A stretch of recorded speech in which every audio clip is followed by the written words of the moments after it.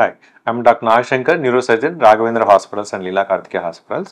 So ఇప్పుడు మనం కామన్గా వినే పదం బెల్స్ పాలసీ వింటూ ఉంటాం. సో చాలామంది ఈ బెల్స్ పాలసీకి ఎఫెక్ట్ అవుతూ ఉంటారు. సో బెల్స్ పాలసీ అంటే ఒక మాటలో చెప్పాలంటే మూతి వంకర పోవటం మరియు కన్ను మూసుకోలేకపోవడం. సో దీన్ని lower motor neuron facial policy అంటాం. దీన్నే బెల్స్ పాలసీ అంటాం. సో చాలామంది మనం అబ్జర్వ్ చేస్తుంటాం, మనం ఎక్కడికైనా బయటకు వెళ్ళినప్పుడు అట్లా కొంతమందికి మూతి అంటే యాంగిల్ ఆఫ్ మౌత్ వంకరపై ఒకవైపుకు లాగినట్టు ఉంటుంది. దీన్ని మనం బెల్స్ పాలసీ అంటాం. సో ఇది ఎందుకు వస్తుంది, దీనికి గల కారణాలు ఏంటి, దాన్ని మనం ఎలా డయాగ్నోజ్ చేయాలి, దానికి ట్రీట్మెంట్ ఏంటి, దాని మూలంగా ఉండే పర్యవసానాలు ఎలా ఉంటాయి అనేది తెలుసుకుందాం. అనేది ఎందుకు వస్తుందో తెలుసుకుందాం. సో బెల్స్ పాలసీ అంటే సెవెంత్ ఫేషియల్ నర్వ్ అంటాం. సో మన బ్రెయిన్ నుంచి 12 రకాల క్రేనియల్ నర్వ్స్ అనేది బయటికి కుడివైపు మరియు ఎడం వైపు వస్తుంటాయి. అందులో 7వ నరాన్ని మనం ఫేషియల్ నర్వ్ అంటాం. ఈ ఫేషియల్ నర్వ్ మన ముఖం యొక్క ఒక భాగానికి మోటార్ సప్లై చేస్తుంది. అంటే మజిల్స్ మనం నవ్వినప్పుడు కానీ లేకపోతే వేరియస్ ఫేషియల్ ఎక్స్ప్రెషన్స్ పెట్టినప్పుడు కానీ ఉపయోగపడేవి మన ఫేషియల్ మజిల్స్, అంటే ముఖము గల మజిల్స్. ఈ ముఖము గల మజిల్స్ కండలు అంటాం. సో ఈ కండలకి సప్లై చేసే నరమే ఫేషియల్ నర్వ్.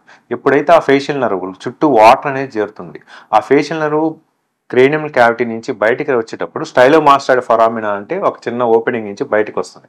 అది మన చెవి వెనకాల భాగం, ఆల్మోస్ట్ మాస్టైడ్ ప్రాసెస్ దగ్గర చర్మంకి చాలా దగ్గరలో చాలా కిందకు ఉంటుంది. సో ఈ పర్టికులర్ పోర్షనే ఎక్కువ వల్నరబుల్, అంటే ఈ భాగంలో డ్యామేజ్ జరగటం మూలానే మనకి బెల్స్ పాలసీ లేదా ఫేషియల్ నర్వ్ పాలసీ అంటాం. ఎందుకు వస్తుంది అంటే చలిగాల్లో ఎక్స్పోజ్ అవటం వలన. సో మనం చాలాసార్లు అబ్జర్వ్ చేస్తున్నాం, ట్రైన్లో కానీ బస్సులో కానీ కిటికీ పక్కన ప్రయాణం చేసామండి, మాకు నెక్స్ట్ రోజు మాకు మూతి వంకర వచ్చిందని చాలామంది పేషెంట్స్ చెప్తూ ఉంటాం. సో దీనికి కారణం ఏంటంటే ఆ చల్లగాలి వెళ్ళి ఆ నర్వ్కి తాకినప్పుడు ఆ నర్వ్ చుట్టూ ఇడీమా అనే అంటే నీరు చేరుతుంది. సో నీరు చేరటం మూలంగా టెంపరీగా నర్వ్ ఫంక్షన్ అనేది ప్యారలైజ్ అవుతుంది. తద్వారా ఏంటంటే ఎటువైపు నర్వ్ ఉంటే అటువైపు కన్ను మూసుకోలేకపోవటం, అంటే కన్ను వాళ్ళకి మూతపడదు, కన్ను క్లోజ్ చేయాలన్నా మూతి ఆపోజిట్ సైడ్కి వంకరగా లాగేస్తుంది అనమాట. సో దీన్ని మనం బెల్స్ పాలసీ అంటాం. దీని మూలంగా ఏమవుతుందంటే పేషెంట్ మనకి సిమ్టమ్స్ ఏం చెప్తుంటారు అంటే వాటర్ తాగుతున్నామండి, యాంగిల్ ఆఫ్ మౌత్ అంటే కార్నర్ నుంచి నీళ్లు బయటకు పడిపోతున్నాయి, కన్ను డ్రై అయిపోతుంది, కన్ను మూయలేకపోతున్నాము, ఇలా చెప్తుంటారు. సో పెయిన్ ఒక్కొక్కసారి చెవి వెనకాల లైట్గా పెయిన్ కూడా వస్తుంటుంది. సో మనం ఒక కారణము నీరు చేరటం వలన ఎక్స్పోజర్ టు ద కోల్డ్, ఇది ఒక కారణం. నెక్స్ట్ ఏంటంటే ఒక్కొక్కసారి పోస్ట్ హెర్పిస్ అంటాం. అంటే ఒక్కొక్కసారి వైరల్ ఇన్ఫెక్షన్ ఏమైనా మనకు వచ్చినప్పుడు, జోస్టర్ కానీ హెర్పిస్ కానీ ఇలాంటి వైరల్ ఇన్ఫెక్షన్స్ వచ్చినప్పుడు ఆ నర్వ్ కూడా ఎఫెక్ట్ అయ్యే అవకాశం ఉంటుంది. సో దాని మూలం కూడా బెల్స్ పాలసీ వస్తుంది. ఒక్కొక్కసారి చెవి లోపల చీము వచ్చి ఆ చీము బయటికి కనుక ఎక్స్ప్లోడ్ అయినప్పుడు ఫేషియల్ నర్వ్ ఇన్వాల్వ్ అవటం జరుగుతుంది. ఒక్కొక్కసారి ఈ ఎక్స్టర్నల్ అకాస్టిక్ మెటర్స్ ఫేషియల్ నర్వ్ కోర్సులో ఎక్కడైనా సరే ట్యూమర్స్ కానీ ఇంకేమైనా వాస్కులర్ మాల్ ఫార్మేషన్స్ కానీ వచ్చినప్పుడు కూడా ఈ నర్వ్ ప్యారలైసిస్ అనేది జరుగుతుంది.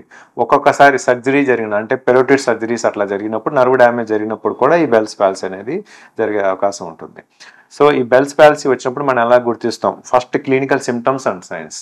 నెక్స్ట్ మనం బెల్స్ పాలసీ వచ్చినప్పుడు హిస్టరీలో వైరల్ ఇన్ఫెక్షన్ ఏమైనా వచ్చిందా అనేది అడుగుతాం. ఒకవేళ వైరల్ ఇన్ఫెక్షన్ ఉంది అనుకుంటే వైరల్ ఇన్ఫెక్షన్ తగ్గట్టు ట్రీట్మెంట్ అనేది చేసుకుంటాం. Next MRI brain, facial nerve course ప్రకారము ఎంఆర్ఐ బ్రెయిన్లో ఫేషియల్ నర్వ్ని ట్రేస్ చేసుకుంటూ ట్రాక్ చేసుకుంటూ నెక్స్ట్ ఆ నర్వులో మోటార్ కండక్షన్ అనేది నర్వ్ కండక్షన్ వెలాసిటీస్ అని చూస్తున్నాం. ఫేషియల్ నర్వ్ కండక్షన్ అంటాం. ఈ ఫేషియల్ నర్వ్ వెలాసిటీని బట్టి కూడా నార్మల్గా ఉండే వెలాసిటీస్ అన్ని కూడా ఈ బెల్స్ పాలసీలో వెలాసిటీ అనేది చాలా తక్కువ ఉంటుంది అనమాట. సో అది కూడా మన వ్యాధి నిర్ధారణకి తెలుస్తుంది. సో ఇప్పుడు మన ట్రీట్మెంట్ అనేది ఏం చేస్తాం? So main stay of treatment అనేది మనం ఎసిక్లోవిర్ యాంటీవైరల్ థెరపీ ఒకటి ఇస్తాము. నెక్స్ట్ అనేది మినిమల్ డోస్ స్టెరాయిడ్ అనేది పెడుతుంటాం అనమాట. సో మిథైల్ ప్రెడ్నిస్లోన్ కానీ టాబ్లెట్స్ ఇట్లా అన్నీ ఉంటాయి, ప్రెడ్నిస్లోన్ టాబ్లెట్స్ కానీ ఉంటాయి. సో ఈ టాబ్లెట్స్ పెడితే నరం చుట్టూ నీరు అనేది నెమ్మదిగా తగ్గుతుంది, ఇన్ఫ్లమేషన్ అనేది తగ్గుతుంది. సో కొంతమందికి 4 వీక్స్ పడుతుంది, కొంతమంది 6 వీక్స్ పడుతుంది. ఈ 6 వీక్స్ కూడా ఈ డోసెస్ అనేది ఇచ్చుకుంటూ వెళ్తే ఆ నర్వ్ పెరాలసిస్ నుంచి బయటపడతారు. సో ఎంత ఎర్లీగా వస్తే నర్వ్ రికవరీ అంత బాగుంటుంది. సో కొంతమంది ఈ ప్రాబ్లం వచ్చినాక లేటుగా అనేది ప్రెజెంట్ అవుతుంటారు, ఏ వారంకో 10 రోజులకో. అటువంటి సమయంలో వస్తే ఆ టైంలో ట్రీట్మెంట్ తీసుకున్నప్పుడు కొంతమంది నార్మల్ అయ్యే అవకాశం ఉంటుంది, కొంతమందికి ఆ మూతి వంకర అనేది పర్మనెంట్గా ఉండే అవకాశం కూడా ఉంటుంది. అందుకంటే దీనికి ఇమీడియట్గా రావటము, డాక్టర్ని కన్సల్ట్ అవ్వటము, నెక్స్ట్ మన మెడికేషన్ అనేది స్టార్ట్ చేసుకోవటం. Next facial physiotherapy and galvanic stimulation అని ఉంటాయి. సో ఈ ఫిజియోథెరపీ కూడా మనం చేసుకోవడం, కొన్ని ఫేషియల్ ఎక్సర్సైజెస్ ఉంటాయి, ఎక్సర్సైజెస్ చేసుకోవటం. కన్ను గురించి కూడా మనం ఇందాక మాట్లాడుకున్నాం కదా, సో కంటి రెప్ప పడదు, కిందకి పడదు. సో కన్ను ఓపెన్ అయ్యే ఉంటుంది, నిద్రపోతున్నా కూడా ఓపెన్ అయ్యే ఉంటుంది. సో ఆ సమయంలో కన్ను డ్రై అయిపోయి వేరే ఇన్ఫెక్షన్స్ రాకుండా, డస్ట్ పడకుండా మనం ఏం చేయాలి అంటే కంటిన్యూస్గా every 1 hour or 2 hours moisturising lubricating eye drops వాడుతూ ఉండాలి.